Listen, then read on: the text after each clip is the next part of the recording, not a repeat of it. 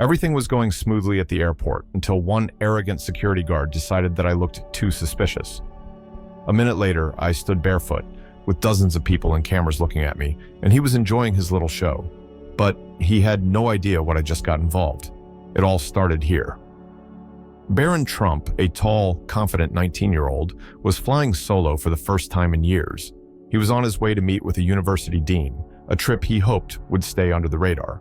Dressed in a simple hoodie and jeans, he aimed to blend in, far from the shadow of his famous family name. The morning at JFK Airport started uneventfully.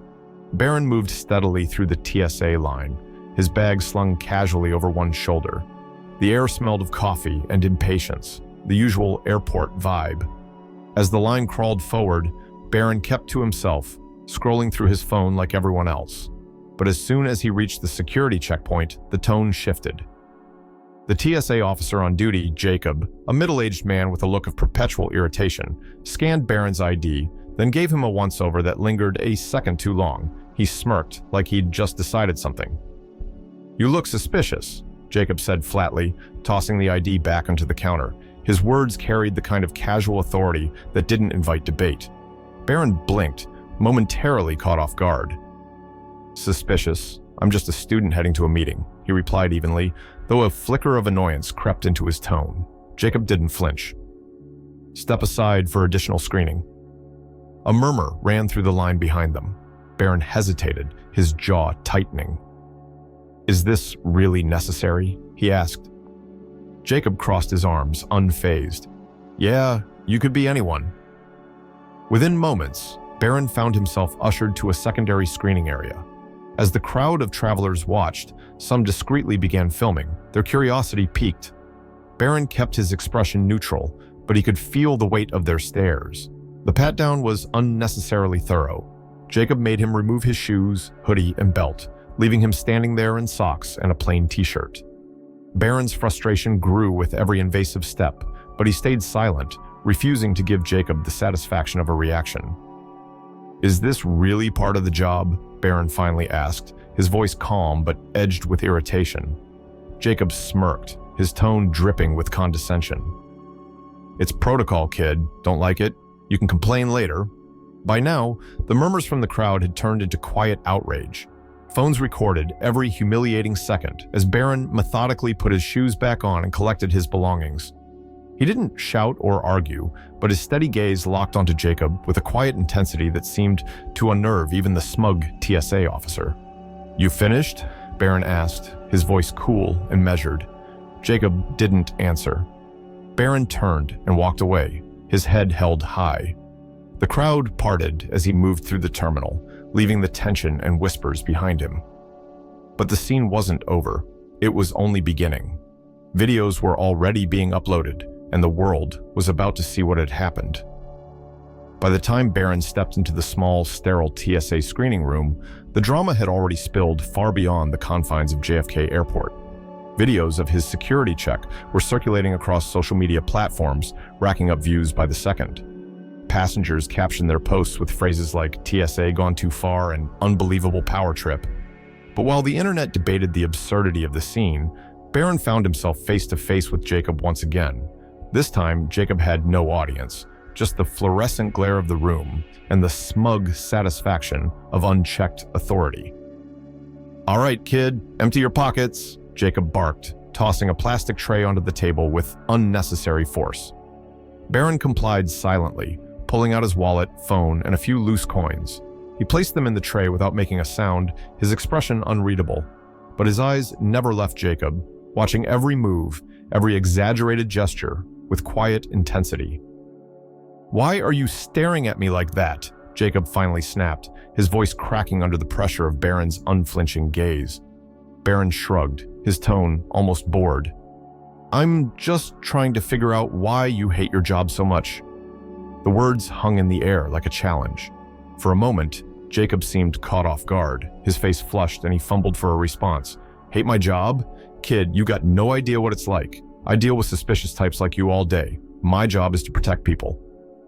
"Protect people," Barron repeated, his voice calm but laced with an edge of disbelief. "Is that what you call this?" Jacob's face hardened. and his words came faster now, as if he needed to convince himself as much as Barron. Yeah, you think it's fun? You think I don't know what I'm doing? You could be anyone. You could be hiding anything. Barron didn't flinch. Or maybe you just enjoy pretending you've got all the power in the room. The tension was palpable. Jacob opened his mouth to retort, but before he could, the door swung open and another TSA officer stepped in. Carrie, a seasoned veteran with a sharp eye, instantly picked up on the charged atmosphere. She looked between Jacob and Barron, her brows knitting into a frown. "What's going on here?" Carrie asked, her tone sharp and authoritative. Jacob straightened up, his confidence wavering under her gaze. "Routine secondary screening," he said, but the defensive edge in his voice betrayed him. Carrie turned to Barron. "Is that right?" Barron didn't hesitate. "Seems like your colleague just found a creative way to boost his ego." Carrie's eyes narrowed as she looked back at Jacob, the weight of Barron's words sinking in. Jacob opened his mouth to defend himself, but she raised a hand to cut him off. "That's enough. We're done here." Jacob's face turned a deeper shade of red, but he didn't argue. Carrie motioned for Barron to gather his things, and within minutes, he was walking out of the room, his composure intact despite the 40-minute ordeal. As soon as Barron stepped into the terminal, he was met with a wall of flashing cameras and microphones. The reporters had arrived, and they weren't holding back. "Why were you detained? What happened in there? Do you think this was unfair treatment?" Barron paused, scanning the sea of faces and questions. He took a breath, then leaned slightly into the nearest microphone. His voice was calm, but his words were razor sharp. "The question isn't why this happened to me. The question is how often this happens to people who don't have a camera watching." The terminal fell silent. Even the most aggressive reporters seemed momentarily stunned. Barron straightened up, adjusted his bag, and walked away without another word. Within minutes, his quote began circulating online, alongside the videos of his ordeal. Headlines popped up everywhere. "Barron Trump calls out TSA," and "unfair treatment or abuse of power." The situation had taken on a life of its own, and the name Barron Trump was now at the center of a growing controversy. Jacob strolled into work the next morning, acting like it was just another day. He didn't have a clue about the storm brewing outside the TSA office. As far as he was concerned, yesterday was just business as usual. But the atmosphere was different. Coworkers avoided eye contact. Whispers followed him through the hallway, and even the usual morning chatter was subdued. Before Jacob could process what was going on, his manager Steve called him into the office. "Sit," Steve barked, pointing to the chair in front of his desk. On the screen behind him, a CNN report played on loop. The headline, "TSA incident goes viral, abuse of power or systemic issue." Jacob shifted uncomfortably. "I was just doing my job," he started. Steve slammed his hand on the desk. "Your job? What part of your job involved turning a routine screening into a spectacle? Do you know what this has done to us? This isn't just about you anymore. It's the whole TSA under fire." Jacob opened his mouth to respond, but Steve cut him off, pointing at the screen. "The footage is everywhere. People are calling for investigations, transparency, reforms, all because you couldn't keep your ego in check." The fallout was swift.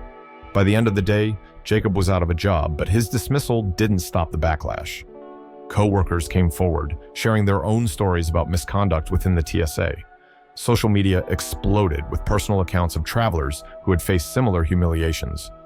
The conversation had grown beyond Jacob. It was now about a system in desperate need of reform. Barron, meanwhile, stayed calm and composed as the situation spiraled. He gave a few interviews, his focus always on the bigger issue. "This isn't about me," he told one reporter. "If this can happen to someone like me, imagine what happens to people who don't have cameras on them. It's not just one bad apple, it's the whole orchard." His words resonated, and the public response was overwhelming. Travelers shared their own experiences, pushing the movement further.